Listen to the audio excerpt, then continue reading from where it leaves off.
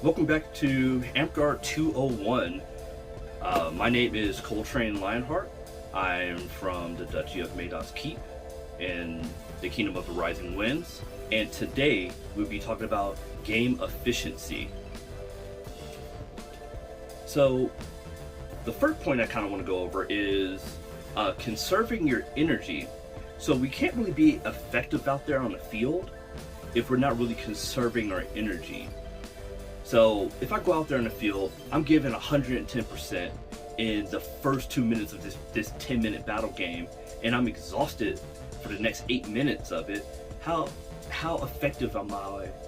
How effective can I really be out there on the field? So we gotta think about that, and that's why conserving energy is so important. So conserving your energy, let's kind of go over that topic. So one huge thing in conserving your energy is knowing when to attack. So what do I mean by that? So if you look at a lot of people on the field, same way like how I fight, it may seem like I'm going pretty lazy, right? So say we're playing a capture the flag game. There's a flag right in the middle of the field. Both the teams, they have to go get the flag, plant it somewhere, that kind of game, right? I'm sure you've seen this a million times. You got some new guy, he goes out there, runs full blast, tries to grab the flag, gets murdered immediately, right?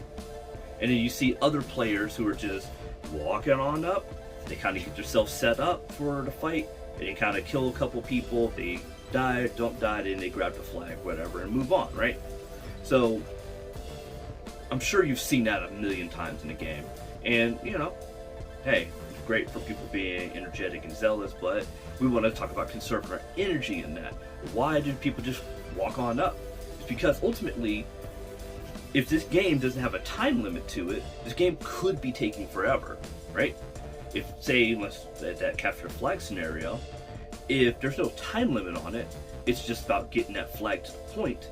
Is there any point of me running full speed, wasting my energy, having to fight 5 people while I'm tired, and then grabbing the flag and getting a point, when we could conserve our energy, walk on up, set ourselves up for the fight, win the fight, and then just walk ourselves, you know, because all the other players are dead, walk that flag up to where it needs to be. So we got to think about that when we're conserving energy. So one huge part of conserving that energy is burst movements. So what do I mean by burst movements is when we're fighting someone, so we're finally got up to the fighting range with another person, I don't need to be running full speed, right? To get up in that fighting range. I can walk up to that fighting range, get prepared into that fighting range, and then from there, I can have burst movements of, okay, I need to strike quickly at this person, strike quickly this way, and then I can kind of stop and relax. Do some passive blocking, do some active blocking, and then burst to this person here, to this person here. Quick movements. But ultimately, those quick movements is why I'm conserving that energy. I can still attack, I can still block, I can still pay attention and be very effective on the field, but I don't need to run circles around all 5 of these people. That's just going to be wasting more of my energy, right? So we talked about burst movements, walking up, block striking. So with me, I prefer not to do too much block striking because I'm bad at it. But, you know, that's what practice is for. But I'm a better fighter that if I'm a lot more mobile and moving around and trying to fight my opponent while moving a lot, right? You know, getting a good bounce and a good movement and everything like that, like you do for most sports, right? Most combat sports. When you need to conserve more energy, we want to get, you know, we want to go away from the bounciness and, you know, the athletic movement of that and try to get into a stop and attack stance, right? So that's going to conserve a little bit of energy. I'm not saying to do that constantly because you're going to get yourself murdered that way. So block strike when you know you need to block strike. Stop, get a block, hit, block, counter, right? Try to conserve your energy that way. And shot selection. So shot selection is a key point of conserving your energy. It's a kind of a big principle in boxing of not out punching yourself, right?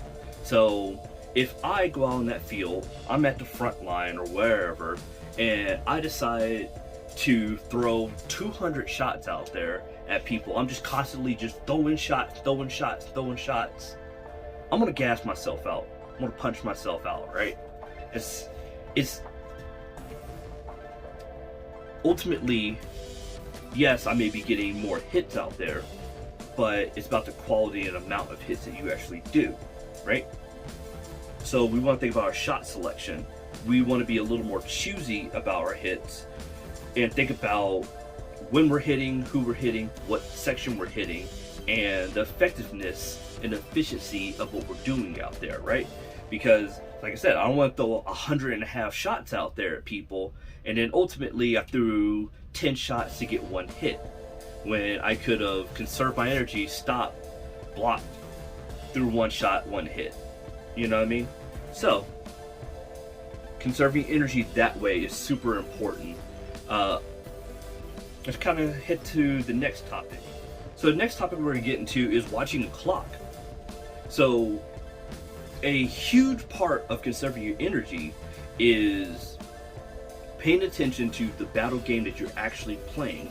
If your battle game has a time feature to it, you know, whoever gets the most balls in a basket or something like that within 10 minutes, we want to think about conserving our energy and when we need to really press, when we need to stop, when we need to start defending, stuff like that, to really conserve our energy and really think about what we need to do, right? So for example, if this game is a 10-minute game and it's all about protecting a hill, right? Or sorry, let's go back to that analogy about putting the balls in a basket, right? There's a bunch of balls out on the field. Whichever team has the most balls into their team's basket wins, right? That type of game.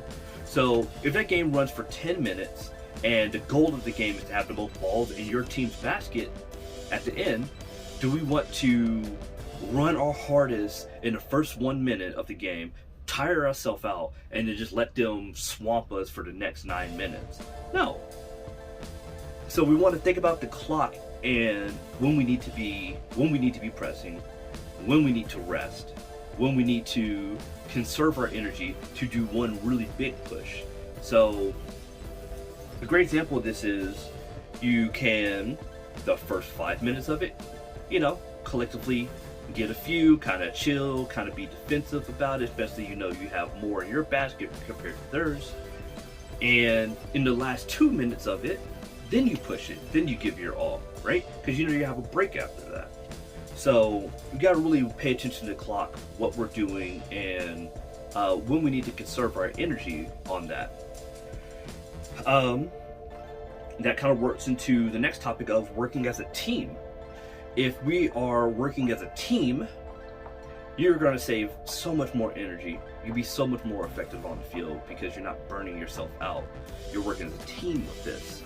So I'm sure you've seen it a million times out on your field. You have that one guy who thinks he can flank the world, right? And he is burning himself out because he's running full speed. He's going all around all these people. He's trying to get a hit here, trying to get a hit here. He's throwing, you know, of course they're going to go Florentine, throwing 1.5 million shots and all that stuff like that. And then he has to go sit down for the next 10 minutes, basically, right?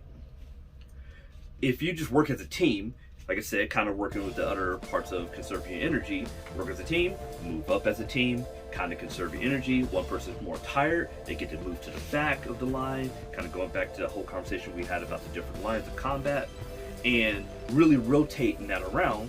And especially if you're working as a team, you yourself may not have to do as many shots in general. So you get to really conserve your energy, but not just that, your whole team gets to conserve the energy, which makes your whole team more effective in general, which, you know, like I said, game efficiency and all that stuff like that. So the next topic I want to kind of get on is cycling your skills. So what do I mean by cycling your skills? What I mean by that is, depending on the type of class you play, you may have different modes, you can kind of call it, of where, say if I'm playing healer, At this time, I'm going to be more focused on using my sword and shield, right? And kind of defending and getting kills. And then say, hey, I'm a little more tired from that. Let me step back and just do casting. That might be a little more better on me conserving energy. If I get to stay behind people, stand and just say words, compared to me having to like chase down people with sword and forward, right? And then that kind of you can go from that, and you can transition over to just balls, right? To your entangles, your ice, stuff like that. And really just throwing, kind of staying in your spot and kind of throwing those. That's great ways you can rotate between your different types of magic and your different skills and really conserving your energy. Pretty much every class has a way that you can kind of conserve your energy, all the way down to like warrior, where, alright, you know what, I'm just going to exchange armor points.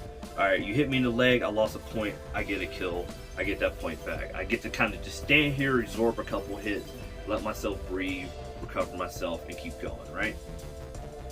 Same thing with like, say, assassin.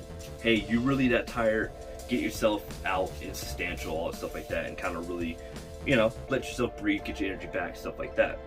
And the most important topic, which is going to be the last topic here, is dictating the pace. So what is dictating the pace? Dictating the pace of the fight is pushing the tempo of everything. So for example, if Team A is, say if Team A, the whole game, they're going full speed, full running, throwing a million shots, then Team B is going to feel like they have to keep up and keep that same kind of pace with them. So dictating the pace of it all is seeing that tempo going on. Oh, this other team is wanting to run around more? Okay. I still want to conserve my energy. I'm going to try to bring them down, and we're just going to stand here and block everything, and then let them punch themselves out, let them waste all their energy. They're going to come down to my level of tempo, right? So it's always this push and pull. I'm sure you see that, especially fighting one-on-one. There's always this push and pull of this person wants to go real fast, this person wants to go slow, this person wants to do a lot of block striking, this person wants to do a lot of movement. And it's this give and go of that play around with that, right? So really dictate the pace. I'm tired, we're going to change this whole pace down. I want to recover, or vice versa.